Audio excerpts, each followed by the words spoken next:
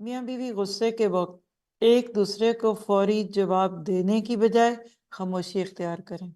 ये जो है ना, एक चुप सौ सुख, ये शौहर बीवी के रिश्ते में बड़ी कीमती है।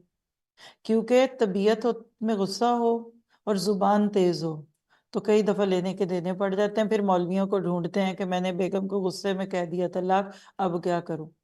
वो एक है मुबल्लिग, तो वो कहते हैं कि पहले खाने में नमक तेज होने की वजह पे तलाक तलाक तलाक की गर्दान बोलते हैं। और अभी वो बात कहकर सुन के पूरी नहीं हुई होती तो फिर मौलवियों के पीछे ढूंढते हैं कि मैंने 3 दफा तलाक कह दिया, अब 1 हो गई, 3 हो गई, मेरा घर बचा लो। तो सोच के बोलो, ये कोई खेल है? कभी भी इस लफ्ज को शौहर बीवी के बीच में नहीं आना चाहिए, ना मजाक में, ना प्यार में, ना कुछ। दूसरी शादी का लफ्ज कभी ना बोले। बस मर्दों को आदत होती है, फिर ले आऊं दूसरी। कुछ औरतें भी चढ़ाती हैं, अच्छा कर ले आप फिर दूसरी शादी, आपको मेरी कदर है। Don't talk about this thing. इंतहाई नामाकूल बात है।